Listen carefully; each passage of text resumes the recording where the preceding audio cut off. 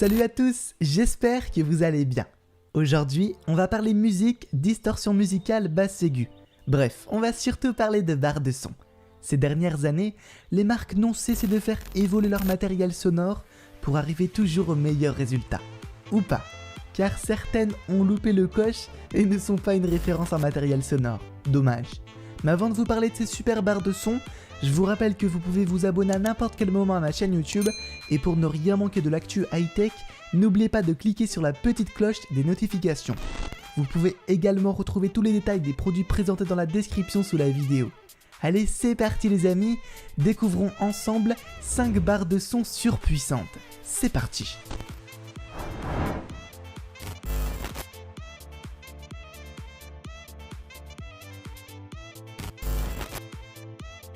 Samsung reste une référence de qualité dans tout ce qui est téléviseur, téléphonie, mais aussi côté son. Avec la grande sœur Q80R, Samsung va encore plus loin. Tout d'abord, côté design, pas grand chose ne change si l'on connaît le modèle en dessous. Mais pour ceux qui ne voient pas de quoi on parle, la barre de son est assez imposante, ne laissant paraître de chaque côté que les grilles d'évacuation du son, mais pour autant, elle ne gâche pas la visibilité du téléviseur. De plus, la barre est accompagnée de grosses enceintes arrière à accrocher dans votre salon ou dans votre salle de cinéma si vous avez la chance d'en avoir une. Si l'on se concentre sur la technique, la barre de son ne laisse presque rien à désirer. Elle est compatible Dolby Atmos et DTS-X. Le système est à la fois très complet mais aussi très simple à utiliser. On applaudit la réserve de puissance qui est parfaite, ainsi que la dynamique qui ne bouge pas, que ça soit à bas ou à fort volume. La distorsion de son, que l'on peut retrouver sur certains anciens modèles, ou même encore aujourd'hui chez certains concurrents, est inexistante. Les deux caissons arrière de basse tiennent eux aussi toutes leurs promesses, avec leur réactivité remarquable, une grande extension du son et surtout aucune résonance. Enfin, la sonorité est douce et très précise et s'adapte parfaitement à toutes sortes de musique, mais aussi de films et séries demandant une qualité de son parfois exceptionnelle, comme par exemple Game of Thrones. Pour les connaisseurs, la barre de son atteint d'après Samsung les 510 watts. On est toutefois un peu déçu par Samsung qui ne nous propose pas de calibrage acoustique automatique. Vous devrez donc tout pré-régler manuellement à l'avance et enregistrer vos réglages préférés ensuite. On est triste de ne pas voir apparaître en 2020 de sortie HDMI et pour nous c'est le plus gros défaut. L'afficheur est un peu sorti des grottes de Lascaux et mériterait d'apparaître sur une chaîne hi-fi du début des années 90. Enfin, on dit dommage que les fonctionnalités multimédia soient encore une fois en 2020 si limitées. Mais pour une barre de son de qualité, Samsung tient le pari et rien n'est jamais parfait dans la vie. Si vous souhaitez acquérir cette merveille sonore, comptez environ 1100 € pour une barre reconditionnée et 1500 € pour une neuve. Tous les liens sont en description.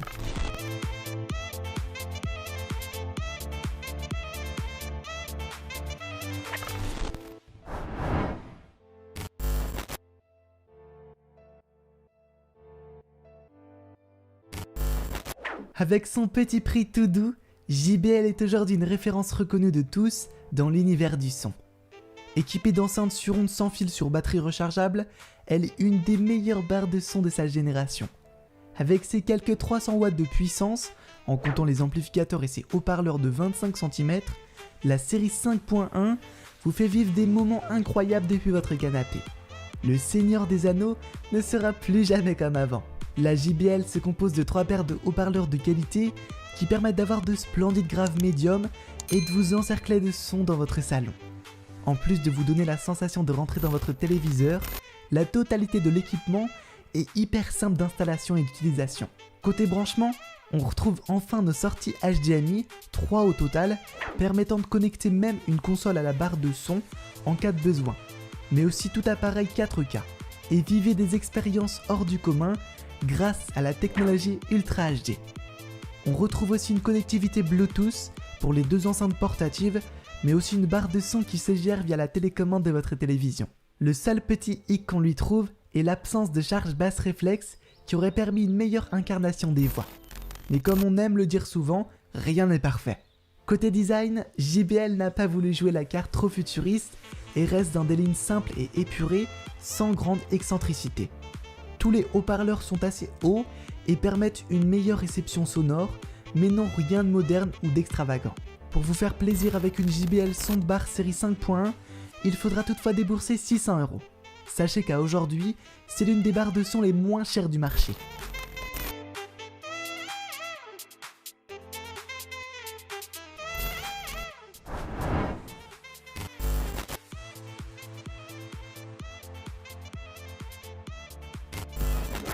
Bose est une marque tout aussi reconnue que les autres en matière de son, grâce entre autres à ses enceintes portatives dernier cri. La barre de son n'est pas en reste, surtout avec leur dernier modèle, sorti en début d'année 2020. On applaudit tout particulièrement son design épuré et blanc qui change de la barre de son basique noire. Le blanc se marie plus et se glissant plus facilement dans une décoration, que ce soit sur un meuble ou accroché au mur. Si le blanc ne vous plaît pas de panique, elle existe aussi en noir. Design travaillé donc, mais aussi très simple d'installation et d'utilisation. La barre Bose est dotée d'un calibrage sonore efficace avec un rendu sonore très énergique. Top donc pour tout film d'action. La stéréo a quant à elle un rendu très large et très appréciable. Pour ce qui est des nouvelles technologies, Bose n'est pas en reste et inclut la reconnaissance vocale dans sa barre de son qui fonctionne très bien de n'importe où dans la pièce. On remarque malgré tout un déficit de précision, surtout au niveau des basses, qui malheureusement pourrait venir à gâcher un peu le plaisir. Mais aussi le manque de connectique sur la barre.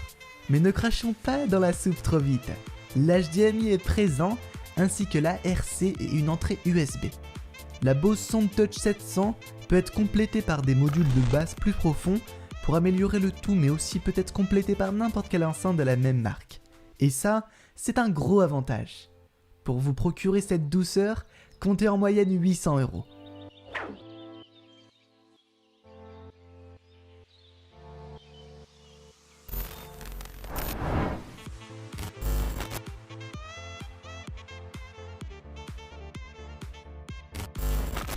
Comme son nom l'indique, cette barre de son se différencie des autres par son design.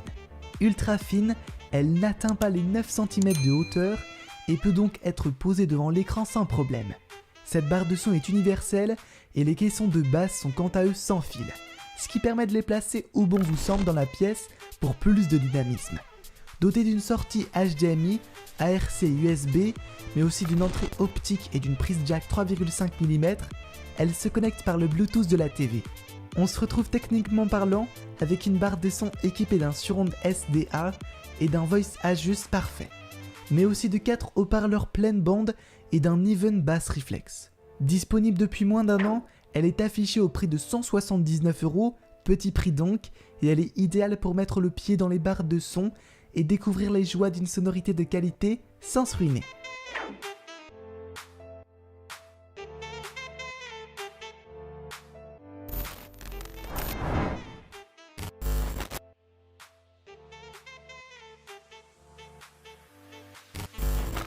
Dernière de notre liste de super barres de son, la Yamaha.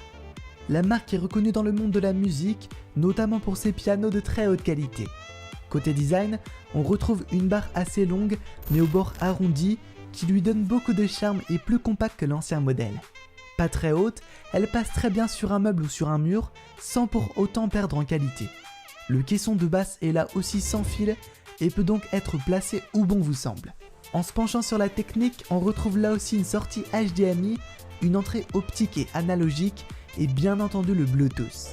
Facile d'utilisation, elle se commande via la télécommande ou votre smartphone grâce à son application disponible sur tous les stores.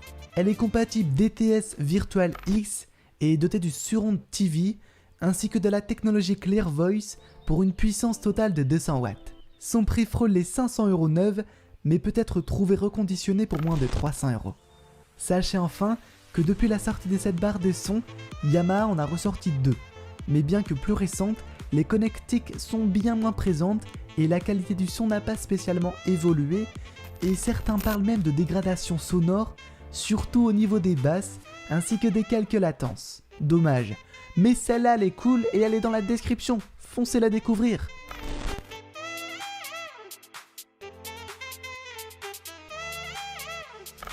Voilà, c'est tout pour aujourd'hui.